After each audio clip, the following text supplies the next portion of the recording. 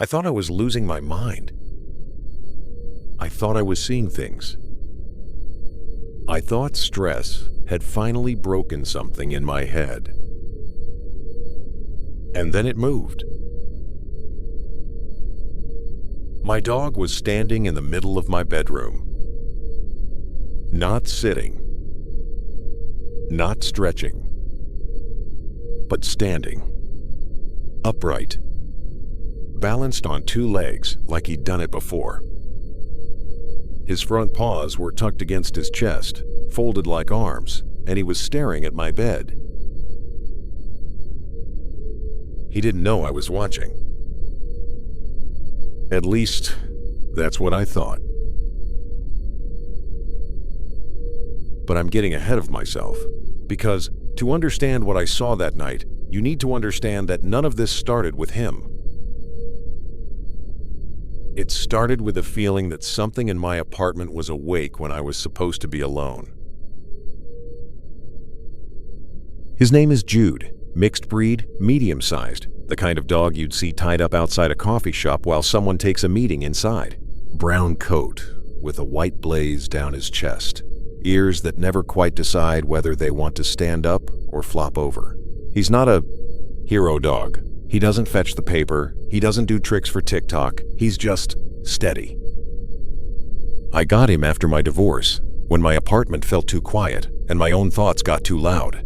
The shelter lady warned me he was observant. She said it like it was a quirk. I took that as a compliment.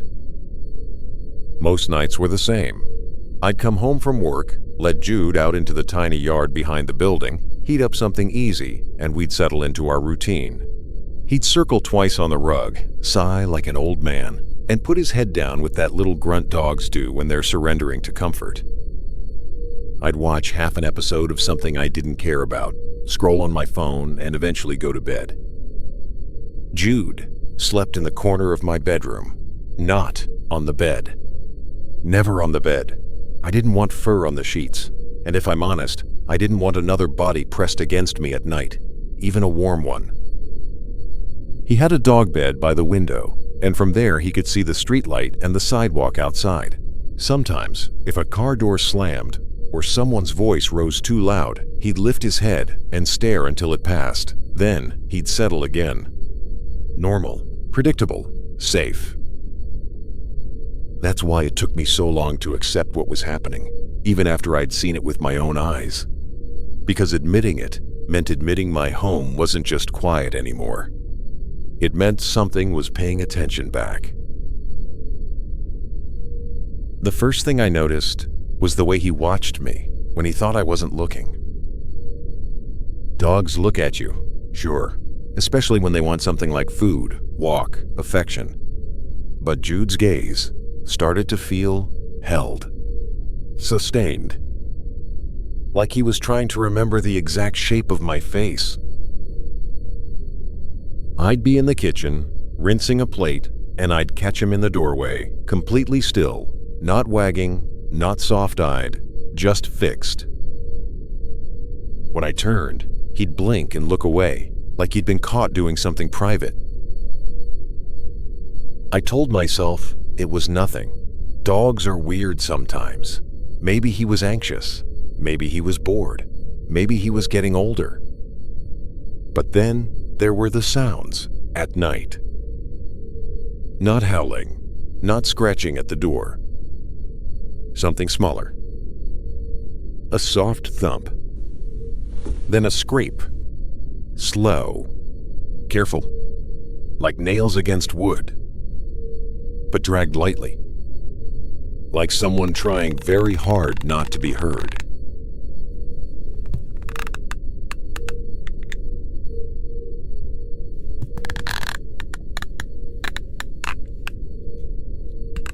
I'd sit up in bed, heart already speeding up, and whisper his name. Jude? There was silence. I'd flip on the lamp and see him curled in his bed, head down, eyes closed. Sometimes his tail would give a single lazy thud like he was dreaming. I'd stare at him for a minute, waiting for movement, waiting for proof it was just sleep twitching. Then I'd turn the lamp off and lie back down, and the scrape would come again.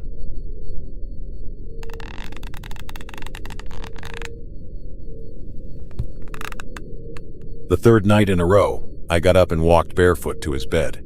He didn't stir. His breathing was slow and even. The room smelled like laundry detergent and the faint dog sweetness of his fur. Everything seemed normal. I crouched and looked at his paws. His nails were longer than I thought. Not outrageous, but maybe they needed trimming. That could be the scraping. He could be shifting in his sleep. I reached down, lightly touched his front paw, and his eyes opened instantly. Not groggy, not confused, but fully awake. He stared straight at me and didn't blink. I remember laughing, but my voice came out thin because the intensity of it made me uncomfortable. "Okay," I whispered. "Relax." He blinked once, then closed his eyes again, like a switch had flipped. And that was the first time I felt it. That tiny pinch of doubt. Not fear, not yet. Just the sense that I'd interrupted something. A week later, I started sleeping with my phone face down on the nightstand. Not because of Jude, exactly. Just because the room felt watched. I didn't want the screen lighting up if a notification came in. I didn't want any extra glow. It's hard to explain how a place can go from quiet to listening, but it can. Anyone who's lived alone knows the difference. The walls don't change, the furniture doesn't move, but the air feels less like background and more like a presence. Jude started spending more time in the corners of rooms. Not hiding, exactly. More like he was choosing angles. When I walked into the bathroom, he'd sit by the door, facing outward like he was guarding it. When I made dinner, he'd sit where he could see both the kitchen and the hallway. It was subtle. If someone had visited, they would have thought he was just a well-behaved dog. But I was the one living in it. I was the one noticing that he always chose the angles. One morning, I found the living room rug slightly folded over at the edge. I was always careful about that rug. It's cheap, and it slides easily, so I'd gotten into the habit of smoothing it flat when I vacuumed. I remember it being flat the night before. But that morning, one corner of the rug was turned up like a hand had lifted it and let it fall. I checked the yard door. It was locked. I checked the windows, all closed. My first thought was something normal. Maybe Jude had pawed at it and gotten his nail stuck, then pulled it free. I watched him that morning while I made coffee. He ate his food, drank water, and sat by the window. Normal dog things. But yet, I couldn't stop thinking that something isn't right. That night, I decided to prove myself wrong. I pulled an old baby monitor out of a moving box. I'd bought it years ago for a foster kitten that needed checking at night. It still worked. Grainy video, faint audio, but enough to see shapes. I set it on my dresser, pointed at Jude's bed where he was curled up. Then I turned the lights off and lay in bed like normal. For about 10 minutes, I watched the monitor screen glow faintly, listening to my own breathing and the distant hum of traffic. But nothing happened. I started to feel stupid, like I'd let stress build a whole haunted house out of nothing. My eyes got heavy. I turned the monitor volume down and rolled onto my side. And then I heard it. That careful scrape. I carefully reached for the monitor, heart starting to race, and looked at the screen. Jude was no longer curled up. he was sitting. Not sitting like a dog. He was sitting upright, spine straight, head lifted, and still. I stared so hard my eyes watered. It could have been a weird angle. The grainy video could have made him look wrong, I thought. But then he moved. Slowly, as if he knew the speed mattered. Jude rose. Not onto all fours. He unfolded onto his back legs the way a person stands from a chair. His front paws didn't drop to the floor for balance. They stayed lifted, bent at the wrist, held close to his chest. He just stood there, swaying slightly, head angled toward the bed. I froze. My mouth went dry. I couldn't move. I didn't breathe right. The room itself stayed dark, but the monitor showed his shape in that dim gray-green haze. He then took one step. A careful, silent shift forward. Then another step. The scrape I'd been hearing wasn't his nails shifting in sleep. It was the sound of weight settling where it shouldn't. I squeezed my eyes shut, like that could erase it. Then I opened them again and looked at the monitor. I couldn't tell if his eyes were open on the monitor. The image wasn't clear enough. I turned my head slightly towards his bed, just enough to see him directly without sitting up. In the dark, I could make out his silhouette. It matched the monitor screen. A dog shape, vertical, where it shouldn't be. My stomach tightened, and a cold sweat broke across my ribs. I whispered his name, barely audible. Jude. The silhouette lowered instantly. He dropped down to all fours like a puppet losing its strings. Then he walked like a normal dog back to his bed, circled twice, sighed, and lay down, like he'd been asleep the whole time. I didn't sleep. Not really. I kept the lamp on until sunrise and watched him with the kind of attention you give a stranger on a late-night train. He never moved again, but the damage was done. I'd seen it. And worse, I'd seen how quickly he could pretend.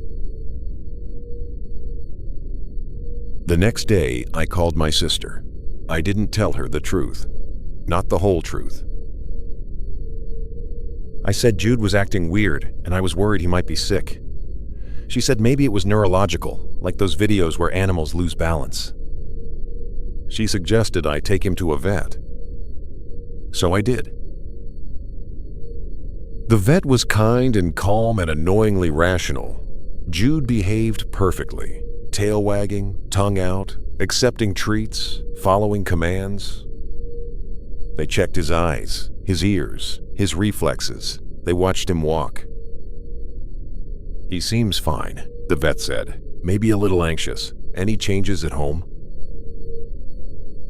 I almost laughed. I wanted to say, he stands up like a man when I turn the lights off. Instead, I nodded and lied and said, maybe I've just been working more. The vet suggested more exercise, enrichment toys, maybe a calming supplement. I bought the toys. I bought the chews. I bought an electronic collar like that could reset him into being a normal dog. For 2 nights after the vet visit, nothing happened. No scraping, no thumps. Jude slept like an angel. I started to think maybe I'd hallucinated it. Maybe my brain had stitched together shadows and grainy video into something impossible. Maybe I'd been half asleep. On the 3rd night, I didn't use the monitor. I told myself I didn't need it. I turned the lights off and lay there, listening in silence. Minutes passed. Then the mattress shifted. Not from the dog bed across the room. From beside me. My eyes snapped open. I hadn't felt paws jump up. I hadn't heard nails click on the floor, yet my bed dipped slightly, like weight had been placed carefully on the edge. I didn't move.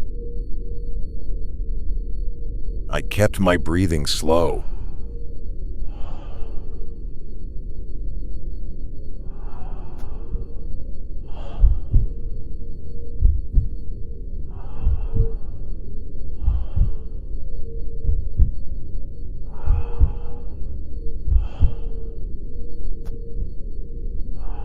Pretending I was asleep the way you pretend when you sense someone in your room.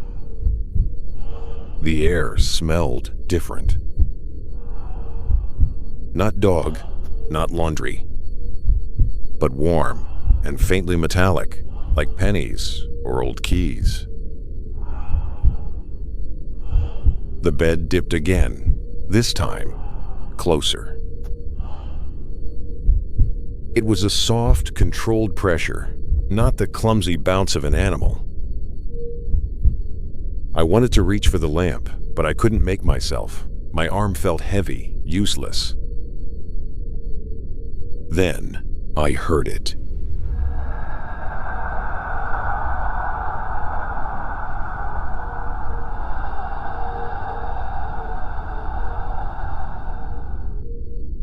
A sound that wasn't a bark or a whine. A slow exhale through a nose that didn't seem shaped right for it. And it was too close to my ear.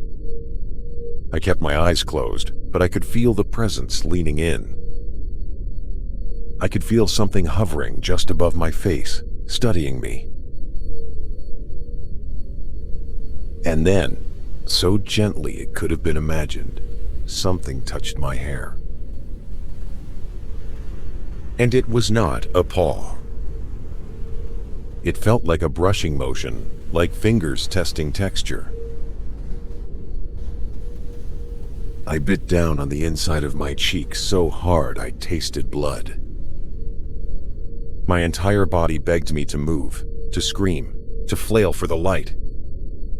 But something else held me still, the certainty that if I revealed I was awake, whatever was beside me would change. Not drop down to all fours, not pretend, but change in a way I wouldn't be able to survive. After a long moment, the weight lifted, the mattress rose. And I heard that careful scrape again as something moved away from the bed. Then I heard Jude's familiar sigh from his dog bed by the window. That was the part that broke me. Because it meant Jude had been in his bed the entire time. Or at least, Jude-shaped had. I lay in the dark until morning, staring at nothing, trying to understand how two impossible things could be true at once. When the sun finally came up, I walked into the living room and found the rug folded again, but this time it wasn't just the corner. It was pulled back, like someone had looked underneath. And on the hardwood, where the rug usually covered, there were faint, oily smudges. Not paw prints. Longer marks? Like the heel and ball of a human foot, but wrong in proportion, too narrow in places, too stretched in others. I crouched down, touched one with my fingertip. It felt slick and cold, like grease that had been left out overnight. Jude sat in the doorway watching me, his head tilted slightly. Then, very slowly, he blinked. A long blink, like someone practicing being calm. That day, I packed a bag. I told myself I was being dramatic, but I packed anyway. I put a few clothes in a duffel, grabbed my laptop, my charger, my wallet. I called my sister and told her I wanted to visit for a few days. I didn't explain. I couldn't.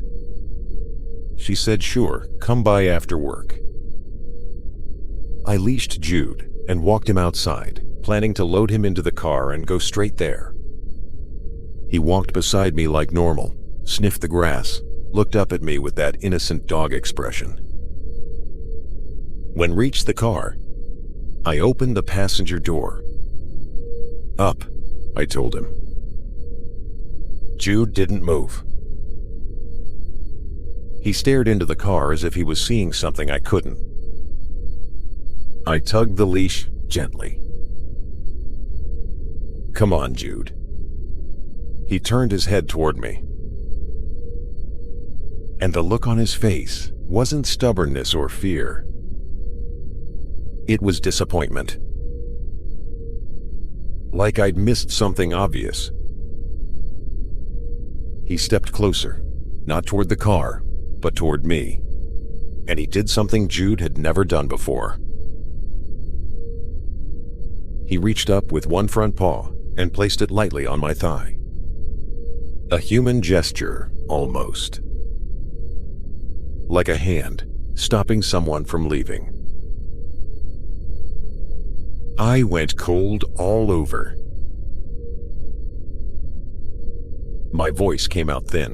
"What are you doing?" His paw didn't press like a dog trying to climb. It was rested and balanced. Then he leaned in close enough that I could feel his breath on my wrist. And he let out a slow exhale. Not loud, not sharp, and it didn't feel like a dog sighing. It felt deliberate, like he was communicating something I didn't understand. I pulled back. Jude lowered his paw and sat with a look in his eyes like he is waiting for me to understand. I stood there in the parking lot, sunlight on my face, neighbors' curtains open, normal life happening around me, a car starting somewhere behind me, someone's phone ringing, and children laughing in the distance.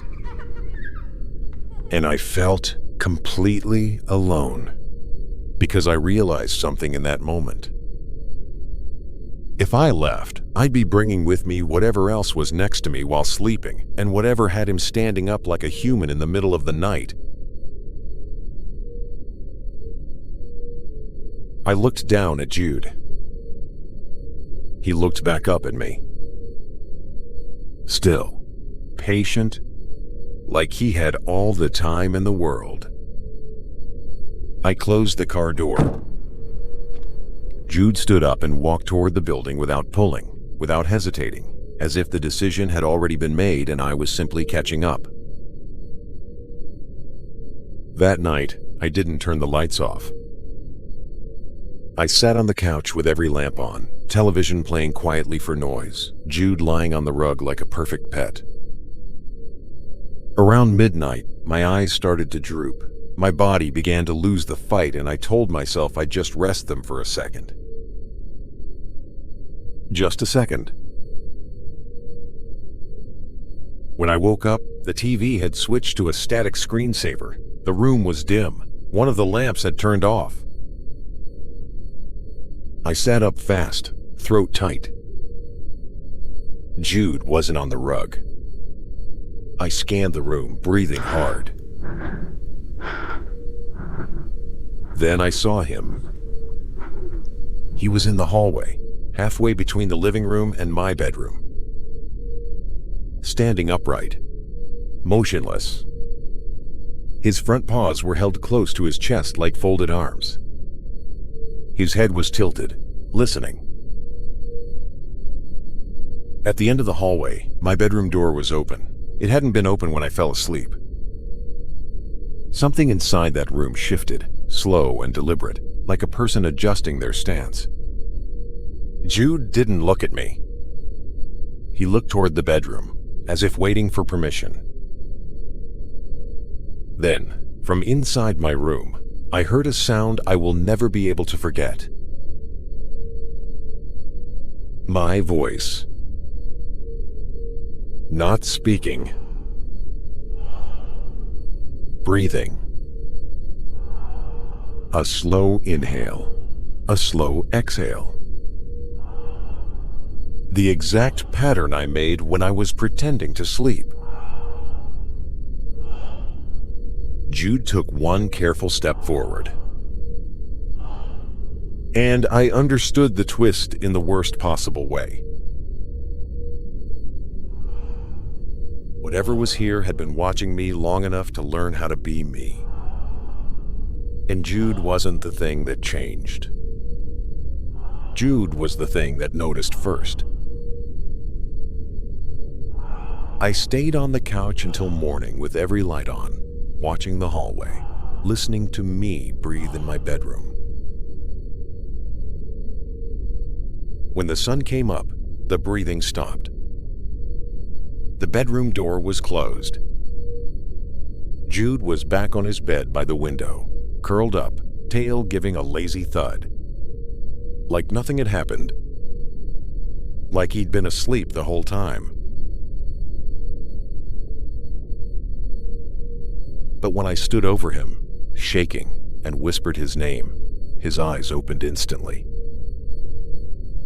Fully awake. And for the first time, he didn't look like a dog looking at his owner. He looked like a witness.